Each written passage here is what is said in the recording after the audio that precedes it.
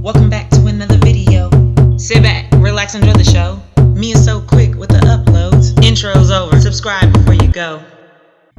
Welcome back, it's MeiaSoQuick, and in today's video I'm going to do another press on nail. So I've already got my nail stand set up and I just put these sticky tabs on. This will help me to get through my nails a lot quicker. So once I've got those on, I'm just going to go ahead and stick these stiletto press on nails on, and as you can see, they're already buffed and I've already filed off the little plasticky bit at the tip. So now I'm going to take this IPA that's 91% and I'm just going to spray this on a little towelette and wipe it off on the nail just to make sure that I don't have any dirt or shavings that get into my polish. And step one is going to be on my pinky nail. I'm just going to take this white gel polish and I'm going to do a thin coat of this all over the nail. You definitely want to make sure you work in thin layers.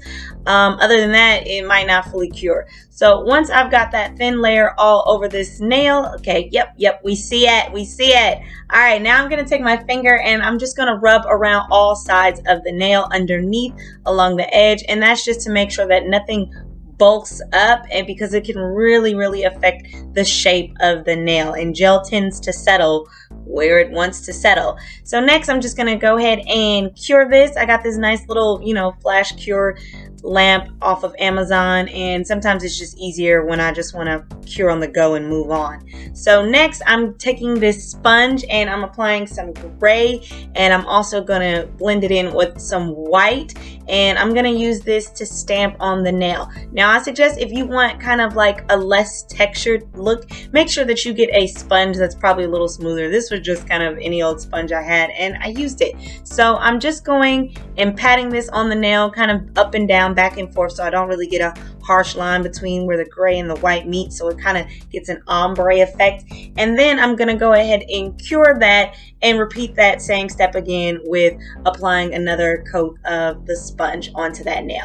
All right, now I'm moving on to my next, which is going to be for my ring finger. I just took some wax paper and I'm applying some different colors. I'm doing black, gray, I'm gonna do this little silver glitter as well as white. And then what I'm gonna do is just kind of mix in these colors. Usually I use a regular brush, and I tried to use a fan brush for this. FYI, I'm no longer using this fan brush ever again to do this process. But once I've got those mixed in fairly a bit, I just take the fan brush, as you can see, and then I'm just gonna let this polish just kind of drape off the brush and onto the nail. This is gonna give me that marbled look. You can decide to apply a base layer if you want to do that first, like black or in gray, but sometimes when you do this process it can get a little bulky and too much polish will not cure, so I just decided not to do a base layer and it came out fairly well. So as you can see, once again, I'm just going to smooth out all of the edges to make sure that I don't have any gel just clumping up and changing the shape. Now the last thing I'm also going to do before I go ahead and cure it is that I'm going to flip the nail upside down just to kind of let all the gel settle, and then I'll go ahead and cure that for the full minute. And once it's all done, you can go ahead and move on to the next thing. You will not have to do a second coat with this. So on to my middle finger, I am going to be doing a base coat of black this time. So I just do one coat of that. I flash cure this, not too long, probably a good 30 seconds. All right, like I said, this little lamp is like the best thing to just keep moving. And then I'm gonna take the little excess that I had still on that fan brush and on my wax paper, and I'm gonna do some little diagonal lines onto the nail. I'm gonna do a diagonal at the top, and I'm also going to do a diagonal at the bottom, so it's kind of gonna make a little fault line. And then I'm taking my detailer brush and then I'm just picking up some of those colors that I want to add in that might have been lost in it, specifically this white. And as you can see, I'm just kind of dragging it through and pulling those lines down in the direction that I want it.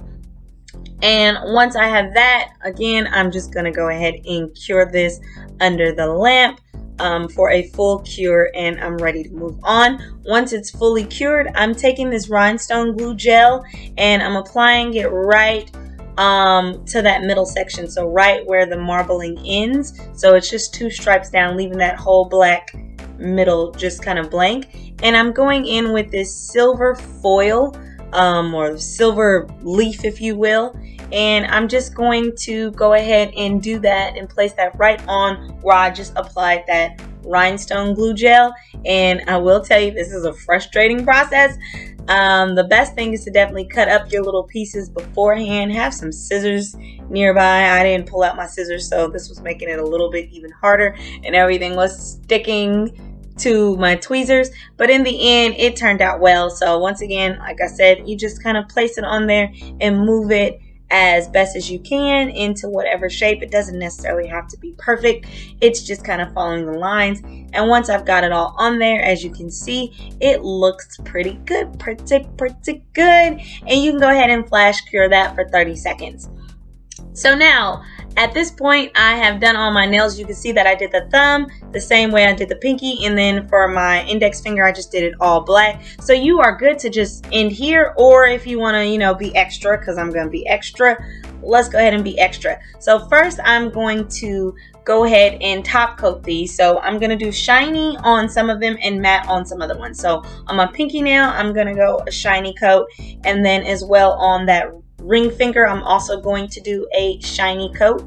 And then on my middle finger, I am only going to do shiny right down that center, right down where that black is. So like I said, imagine if it was a fault line, right on that is where I'm going to do the shiny. And then I also made the thumb shiny as well. Now, once I got that, you can go ahead and let those cure so you don't mess it up. And then I'm going to take my matte top coat. And for my matte top coat, I'm just going to cover up all the areas that I didn't cover up with shiny. So on this fault line, I'm going to put matte on the top portion of the nail.